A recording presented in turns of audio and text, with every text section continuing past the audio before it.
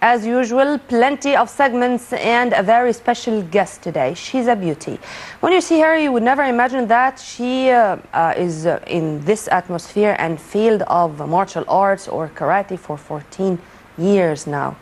And whenever it comes to gold, she's greedy. She would not be able to be satisfied with anything rather than gold. Right after the short break, I'll be back with my dear guest live here in the studio. So stay tuned only on Nile TV International.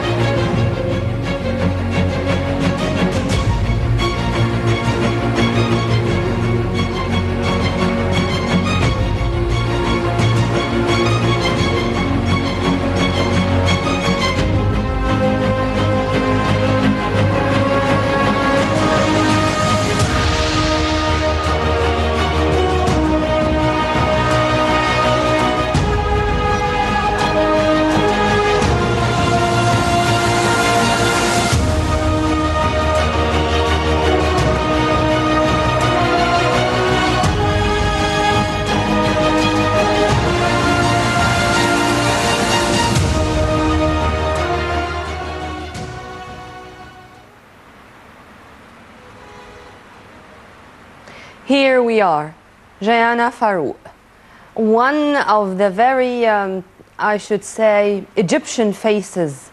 Whenever you look at her, you feel that you are looking at one of the queens of the pharaohs. You are looking at Nefertiti, for example, with the very pharaonic features. But she was able to draw a smile on the Egyptian faces whenever it comes to competitions, world competitions in the field of karate, despite the fact that she is only 20 years old. Jayana, thank you very much for being with us. Thank you so much. And it does me honor to be with a young lady like you, who is, as I said, greedy for gold. But let's, before going into the details of your gold medals and achievements, to start with your story of karate, and with karate 14 years ago. Why karate? Why karate? Because I started to play another kind of sports like swimming, but I didn't love it. I didn't find myself in this kind of sport. Once I was in my club, Al Club, and I was playing around the karate hall, and then I saw the karate, so I decided I want to play it. I want to try to do this kind of sport. So I told my dad. When you were only 6? Yes. I was a little bit hyper child, and since I was a child, I loved the action movies so much. So when I saw karate, I liked the sport. Then you were interested in komite rather than the katas? First, I started with the katas. Okay. We all have to start with the katas at the beginning. Then when I was 10, maybe, yes, 10, I saw the komite. So I started to play komite. I found myself in komite more than the kata. Because, as I told you, more than kata. Yes. But what was the very first thing you've learned in karate?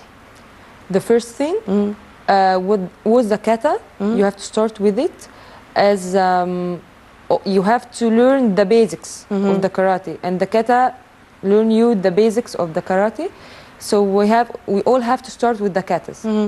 Then I changed it to komite because I'm tall, as you see. Also, my hands, my legs are very tall. The katas want a little bit short players. So I also loved komite more than katas. Okay.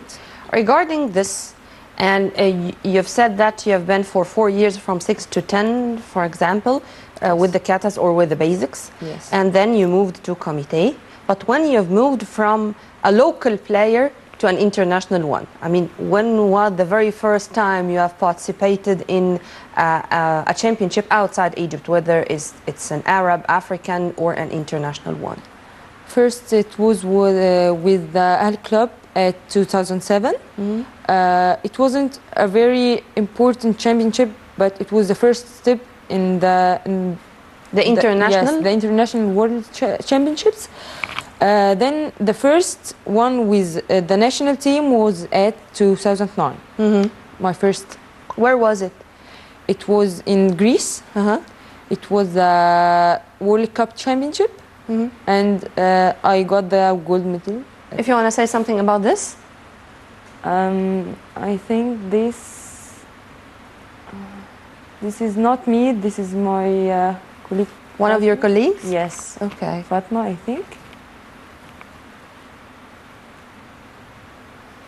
Yes. Okay.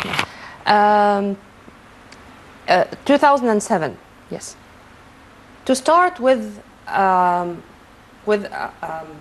championship outside Egypt, it's very hard. Yeah. And it's a stress. I mean, you were that young, and you know that you are carrying the name of Egypt, and you are going to compete. And if you did it, then the Egyptian flag is going to be raised. How was your feeling? How was it? How was your first impression about participating in an international championship? I was very terrified about this, but I love to be a world championship. So you have to start. You have to find that courage to do this thing, whatever it takes you to do it. So I tried to beat my fears. Yes, my fears from this championship, and I did. And when was your first gold? My first gold was at 2008 at the same championship with my club. Great. And what was your feeling when you know that you are going to join the national team? I was very happy. This was my dream since I started karate. Karate, yes. To play in the national team and to make something that no one have ever made before. Like a female player or like a karate player in general? A karate player. In general? Yes. I wanted to write the history of the karate, and thank God I did it. But it's also that difficult to have this kind of organization. I mean, to manage your time between studying, between the training, between going outside for participating in international events, and between having your social life as a young lady, having her social life with friends, with family, with relatives, whatever. How did you do it? You have to manage your time and to know what to do and when. This is what I started to do, because I wanted to be successful in everything I do, even in my study, in karate, in participating in the championships, my social life. You have to manage your time. With the help of your family, of course. Yes, of course. And as we were speaking before being on air, I know that you're also studying pharmacy. Yes. So it's also a difficult study, a difficult kind of studies. Yes. So when I was reading about you just before being on camera, I knew that you were all the time searching for the gold. Yes. Last but not least was in Congo Brazzaville in All Africa Games. Tell me about this experience. The Congo was my first African Games. This was the only title, or maybe there's another title of the Arab Games I didn't have. So I wanted to take this title to take the gold in this title, not only any other medal.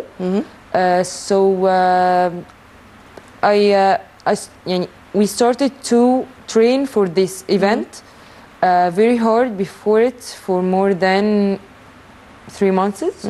But the competition was very fierce. I mean, you've been with the heavyweight names in all over Africa. How have you managed that? If you want to success in anything, you don't see who you are going to play. You only see the gold medal. This what makes you reach it and to make a very beautiful championship with to play very as we say with your brain. Mental fitness, Yes, in mental addition to yes, physical fitness. yes. This was my coming question. Whenever you are going to participate in an international event, what about your way of training, your tactics, would you increase, for example, only the hours of training, or you do other things? To be in a special diet, to watch the videos or recordings of other players, what to do? In the national team, we started the closed camps to get ready for this championship for, as I said, for more than 3 months before the championship. We worked very hard. We have more than 3 trainings per day. One of them was mental training. You have to learn your mind, how to think, how to get over your fears, how to defeat your partner or your Rival. Yes. We have to do this kind of training. And we have also the karate training and this fitness training. And we have to look after our diet, of course, to know what to eat. I mean, do you have a specialist for this? Yeah. A nutritionist, I mean? In the national team, Yeah. the federation bring the best coaches in Egypt to From only Egyptians, or you have been coached by others? I mean, from only foreigners. Egyptians. Only Egyptians. We have very good trainers here. They were world champions. If you want to mention names, okay, go ahead. My coach for this year was Captain Said Fi'i.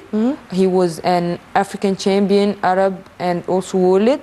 But the one who made me reach the biggest championship in my life, this was the world championship for seniors, was Captain Muhammad Ibrahim. My coach that raised me from since I was a child, yes, Captain Muhammad Abdelregal. I don't want to forget names. Yes, forget names, because to be a champion is not only work of one trainer. It's a teamwork. Yes. And each player has his own style and technique. Sure. And whenever you are told, mashallah, it seems that you do have your own style. Yes. Do you prefer arms or legs? Both. Both, yes. Okay. Sometimes you have to accurate. use Oizuki or Maigri or Maashgiri or Kizami Mawashi. Or Mawashi is my special techniques. I love to play with legs because the score you did with them is higher than with arms. Measured by Wazari and Ippon, like judo? Ippon, yes. But sometimes you have to work together. Yes. Why I'm asking this question? Because this needs a lot of concentration. Yes. And to have the cat reaction, and without even thinking, and you give the order to your muscle just to react in a split of a second, and this is the way to succeed whenever it comes to martial arts or to karate in specific. How have you trained yourself to reach this? I train on the situations. In my training, I have to make a part of it on the situations, as if I have to use my leg at this time. So I train this very perfect split of a second or timing. Exactly. Yeah. I have to train my muscle, my mind, my eyes to when they see this situation, my leg have to do it and to react that fast. Yes. This is your own effort, or these are the instructions of your coaches, or both of them? Both of them. I mean, do you read, do you have a role model? Do you have an international champion who is a model for you, whom you want to just be like him or her, or it's just your own way of thinking? I have my role model. His name is Rafael Agaev. He's a world championship. From? Azerbaijan. This champion is my role in everything. He's a world champion for more than 10 years. His style in the tatami, his footwork, everything. When I see him first time, I inspired by him. I wanted to be like him. You know, when I was watching karate for the first time, I thought that they were playing gymnastics first. To what extent they are flexible. Yes. And when they are doing this seriashi-wise, I found that they are doing just like the gymnastic players. And I was covering long ago, 2007, the Pan-Arab Games here in Egypt, and I cannot forget Karim Sharif. Yes, Karim Sharif. And from the United Arab Emirates, Princess Maytha bint Rashid Al Maktoum. Yes. Both of them were acting with their style, not only playing. And for me, those were my role models by then. But you have mentioned only someone from Azerbaijan. Don't you have Egyptian or Arab ones? I have one, Dr. Mohanad Magdi. He's my idol in our club, as if he was the first one to get 4 medals in the World Championship and to reach the final 2 times. He got the silver medal, but it's not about this. It's about he reached what he always dreamed about. Muhammad Rashwan in judo got the silver medal in Los Angeles, and he's not going to be forgotten ever. Yes. I'm not talking about judo. But about the silver medal, this is not the issue, but to play in an unforgettable way. Yes. What are the hopes and dreams of Jayana? What are the important events which she is looking forward, how she is preparing for them? All this right after the short break.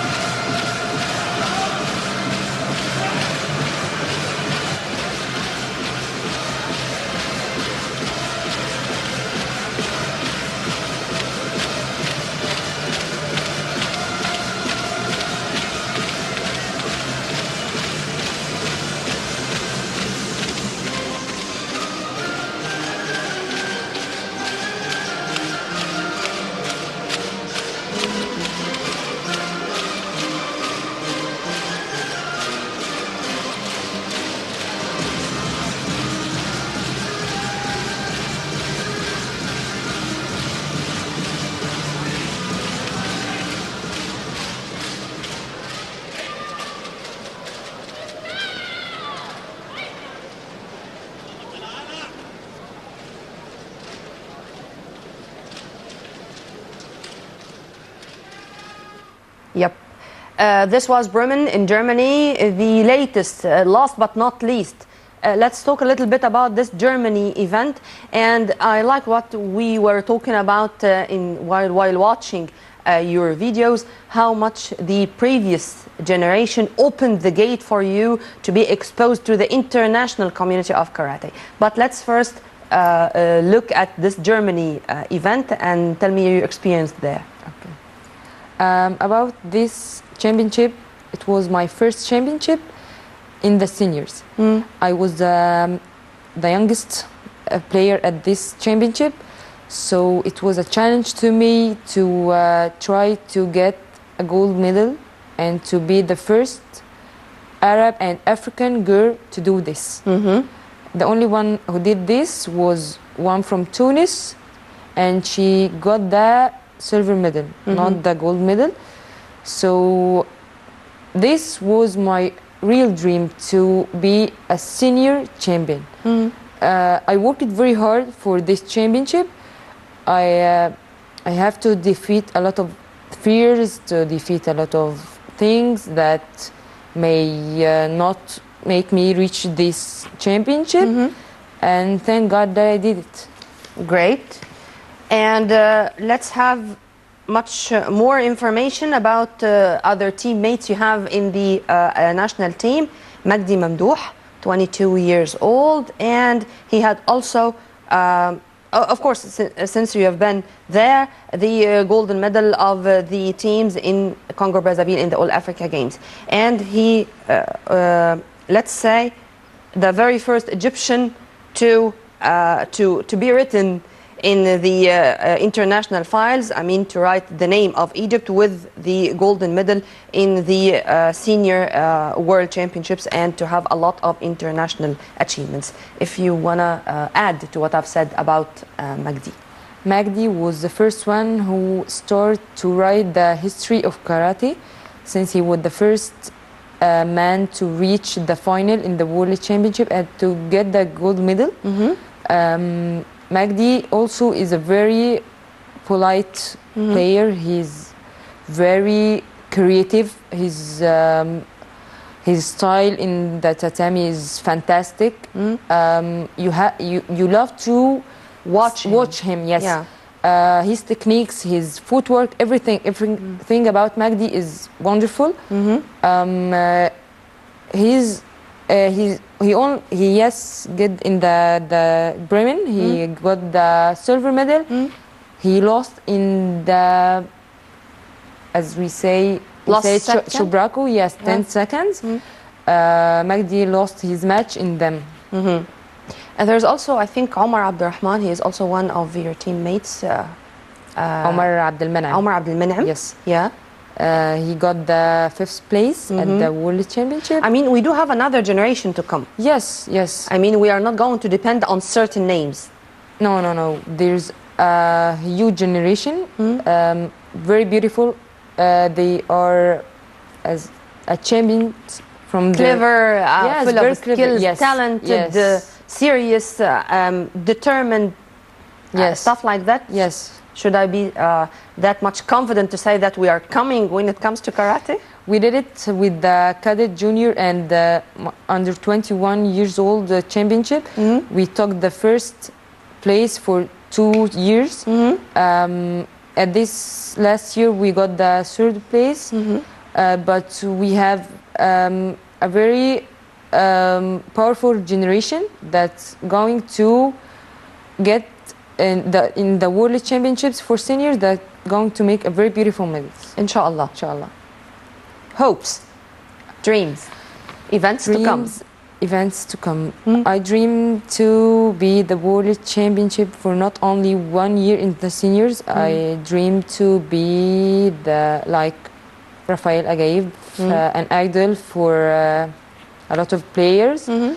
I want to write my name in the karate history of Egypt, and I want to be a good pharmacist. Okay, inshallah, of course, inshallah you are gonna be. But when is going to be your coming championship outside Egypt?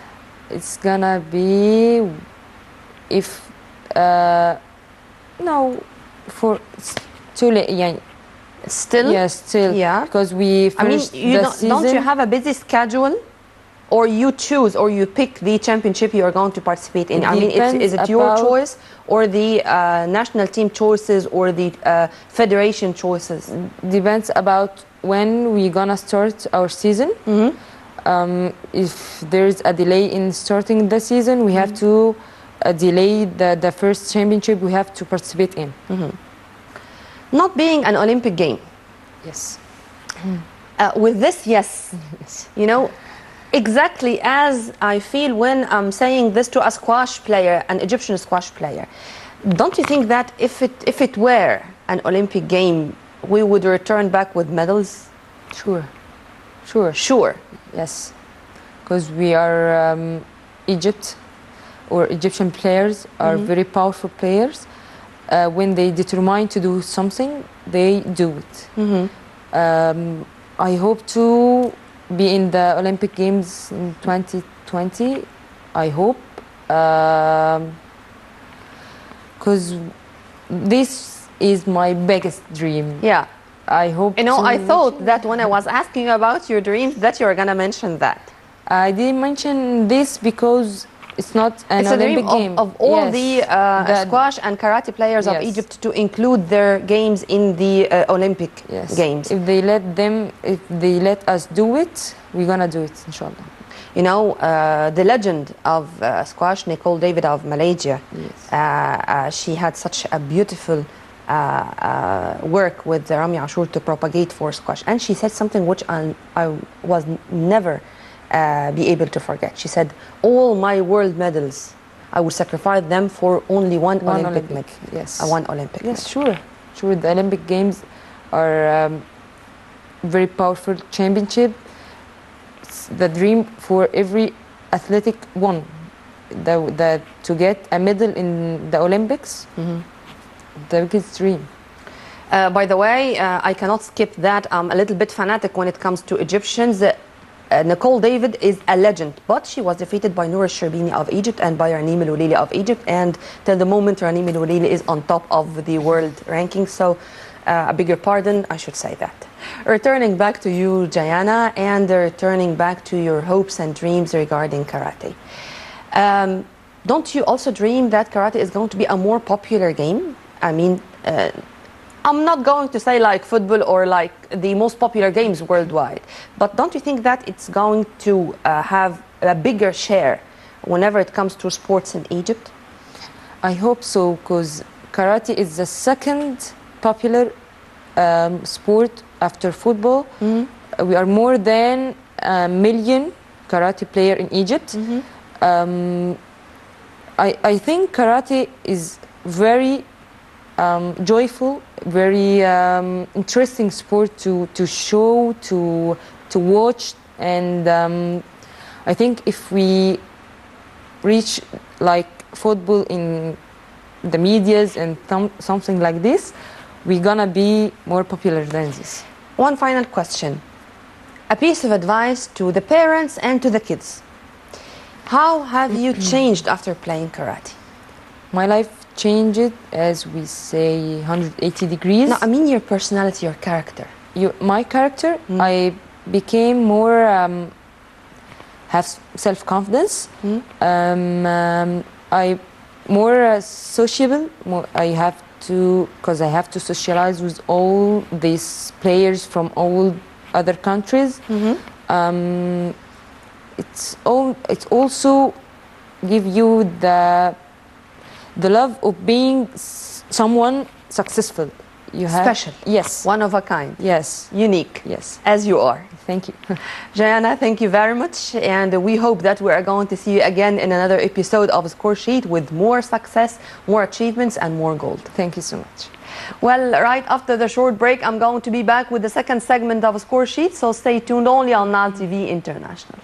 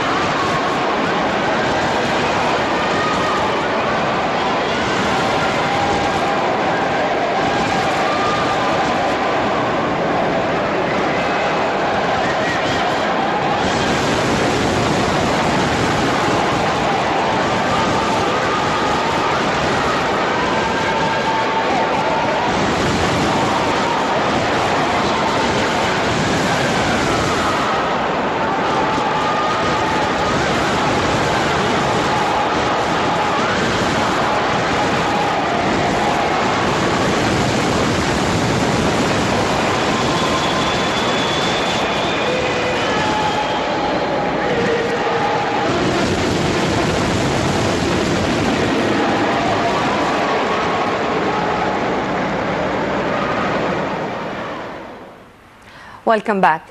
Time to have our quick press review, and to start with the rare sign of unity between the ultras of Al Ahly and Al Zamalek. Ultras of Al Ahly and Al Zamalek call for immediate lifting of crowd ban.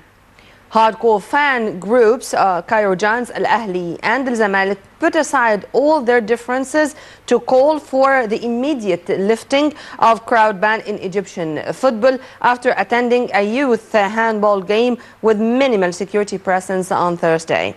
Ultras Ahlawi and Ultras of the White Knights, or Zamalek, who are normally at odds, released a joint statement to reiterate that security problems were never theirs, posting pictures of both sections of white and red clad fans cheering their respective sides in an under-17 handball affair. Both groups were victims of a combination of lax security and negligence that led to 2 disasters in 3 years, or this is what was written on Al Ahram online. Egypt's sports minister said more than once that he would do his best to help facilitate the lifting of the crowd ban, but the Interior Ministry is yet to give him the green light despite many meetings involving all relevant parties. We hope that the next season of the Egyptian Premier League is going to witness once again the standings filled with the fans from all over the country, and not only the ultras of Al Ahly and Al Zamalek, but the fans of all the Egyptian teams. And to take you to the Red Devils of Al Ahly, who are now in the United Arab Emirates in a closed camp in preparations for the remaining part of the first season of the Egyptian Premier League this season, the first part, I'm sorry. Al Ahly holds preparatory camp in UAE ahead of Egyptian League restart. Al Ahly arrived in the United Arab Emirates on Friday to start their preparatory closed camp for the Egyptian Premier League restart. The Cairo Football Giants management decided to make use of the suspension of their league games, which was due to the players of Olympic commitments, by sending crew of 46 people, including 26 players, to hold the camp in the UAE. The camp will conclude on the 7th of December, and the Red Devils will start their Premier League campaign on the 17th of the same month with a match against Sumuha on the 8th match day of the tournament. This was Al Ahly, and it seems Al Ahly are going to suffer some of unfortunate injuries. Last but not least is Ahmed al-Sheikh, who is going to boycott the training for a while as he has a very serious knee trauma. We wish him a speedy recovery. To Al Zamalek and what happened just 2 weeks ago with the incident, which was a surprise for the fans, but not, it seems, not for those involved into the problem, whether from the players or the coaching body or the administration. Ferreira, as you all know, and it was published on all the websites and even in the daily newspapers, whether inside or outside Egypt, just went away. And he said he is not going to return back to Al Zamalek due to many problems with the administration. But who is going to succeed Ferreira? This was a dilemma. Many suggestions and many names from Ahmed Houssam Mido, who said that he is that much happy with the Egyptian Samba or Ismaili. He's not going to return back, at least now or for the moment, to the White Knights. Hassan Shahata, who left Al Muqawilun Al Arab after failing to secure only 1 win with the Arab contractors.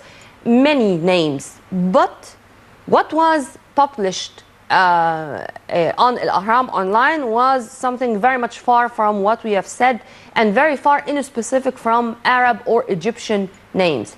Brazilian coach Paquita says close to take charge of Egypt's Al Zamalek. Brazilian manager Marcos Paquita said on Tuesday he is close to taking charge of Egyptian champions Al Zamalek following the sudden departure of Portuguese coach Gesualdo Ferreira. Yes, I'm on the verge of signing for Al Zamalek, Paquita told the Qatari channel Al Kas on Tuesday. But the deal is not completed yet. Paquita started his coaching career in 1987, very familiar with the Arab football, having managed Qatari sides Al Gharafa and Al Rayyan, UAE outfit Al Shabab, and Saudi Giants Al Hilal. He was also the coach of the Saudi national team in the year 2006 World Cup before leading Libya from 2010 to 2012. The 57-year-old guided Brazil to win the Under-17 World Championship and the Under-20 World Champion titles in the year 2003. Paqueta is not the only candidate for Zamalek. Names like Paulo Campos and Romanian coach Richie Campfere also linked to the White Knights. But till the moment, we do not have any comment or any answer from El Zamalek officially, but all these are speculations or suggestions. Paqueta was the only one who said or who released to the media those pieces of news that he is about or close to sign to El Zamalek.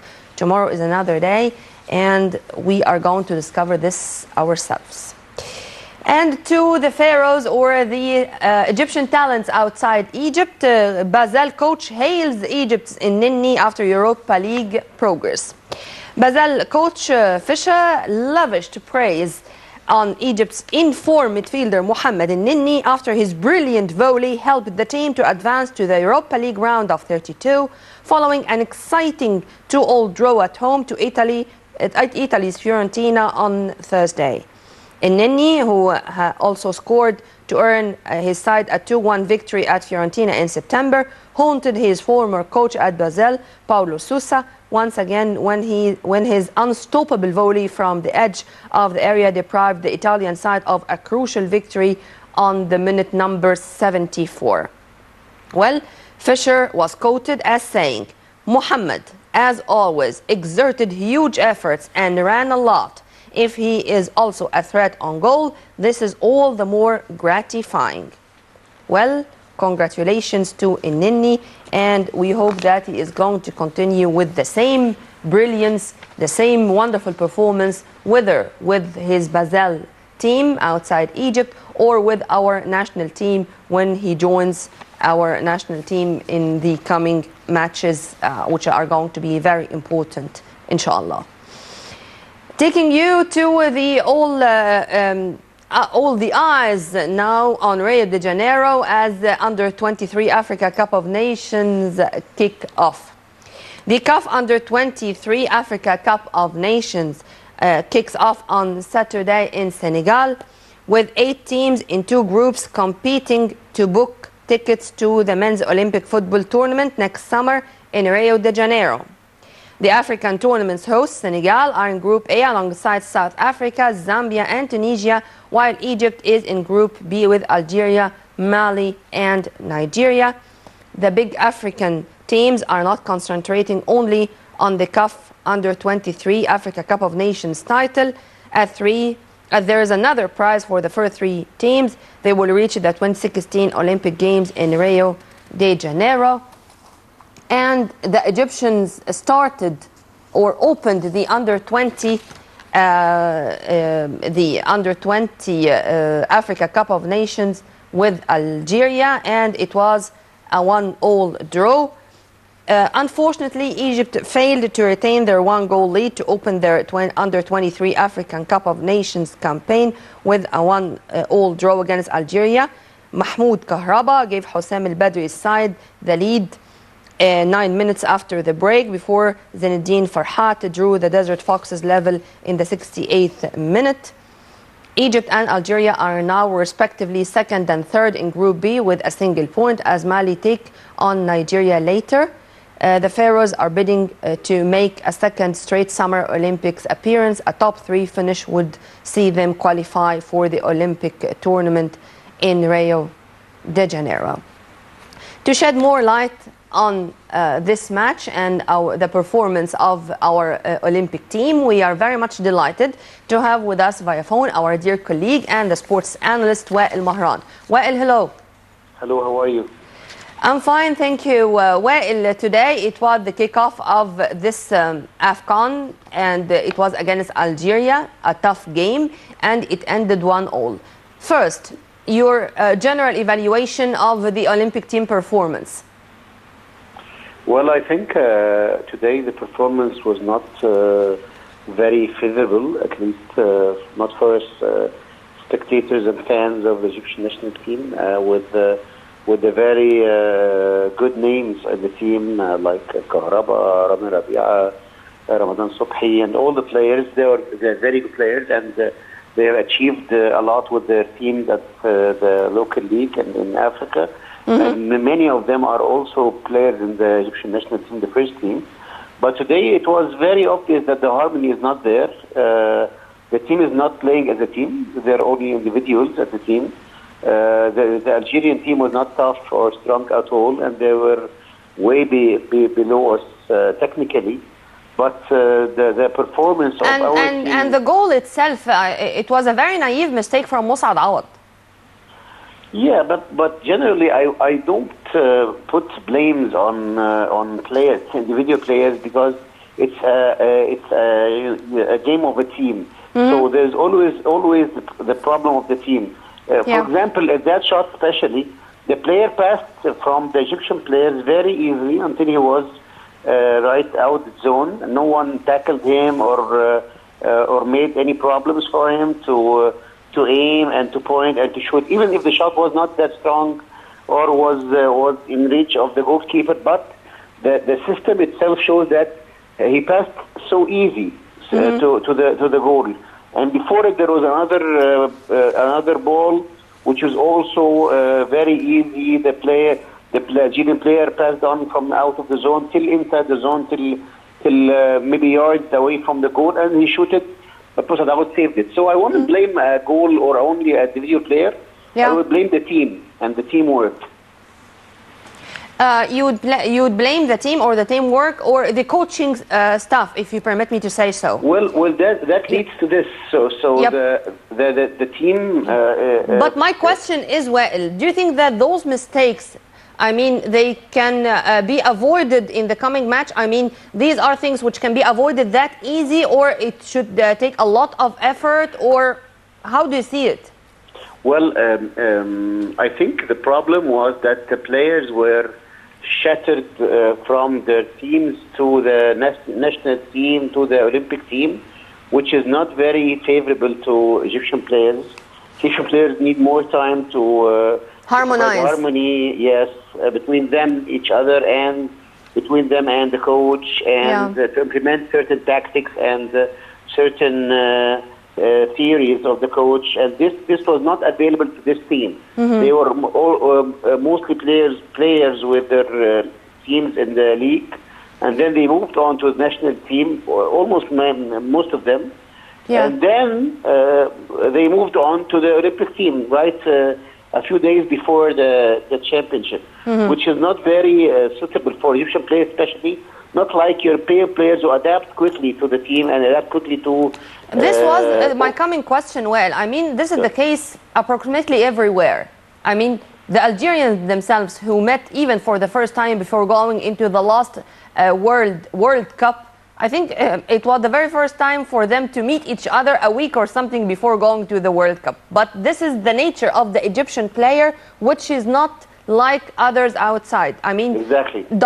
I mean, how to fix that? In short, please. You can fix that. You cannot fix that at that level. You should fix that at the junior level, at the 10 years, 12 years, 14 years old players. They should learn more about mental thinking and about mental rehabilitation and about mental work, joint teamwork, how to obey orders, how to stick to what they are told, and how to adapt be a tactical, in one word. Adapt and be a tactical player, not just an individual player or a talented player. Today we saw Ramadan Subhi at his worst level, although he is a very talented player. We saw most of the team who are very good, very away from their performance, of regular performance.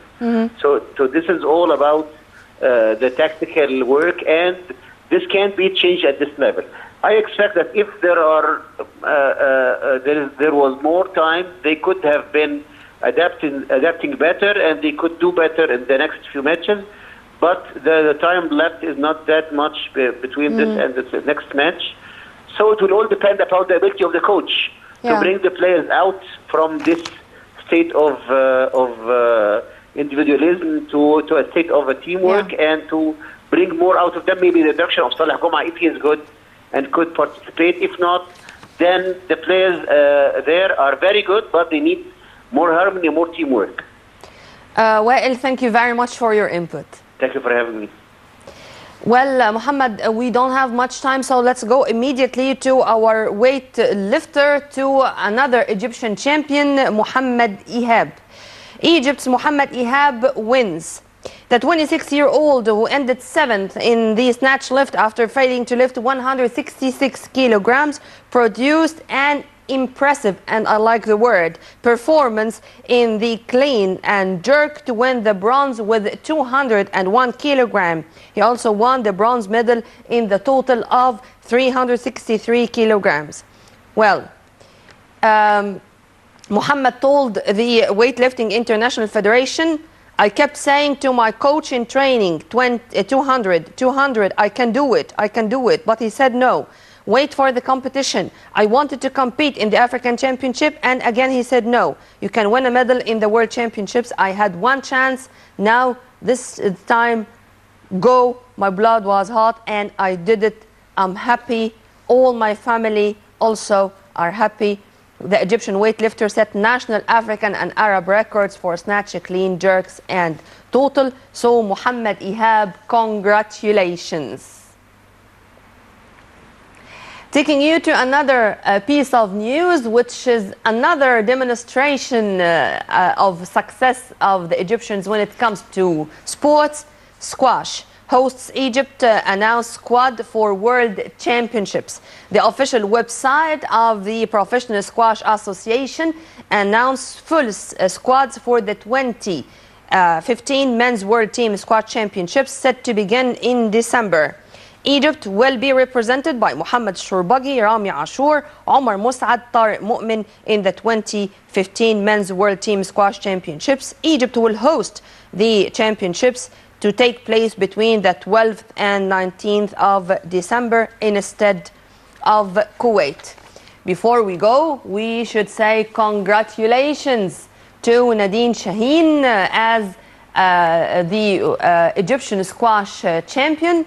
Niveen did it, and she won the Malaysia Open for squash after defeating the Malaysian player on her homeland. So congratulations, Nadine. On behalf of Dr. Muhammad Rabi, Amr Fathallah, our Studio 35, myself, Nermeen Abdurrahman, many thanks for watching. This is the end of this very special episode of Score Sheet. We'll meet again same time on Nile TV International. Many thanks for watching.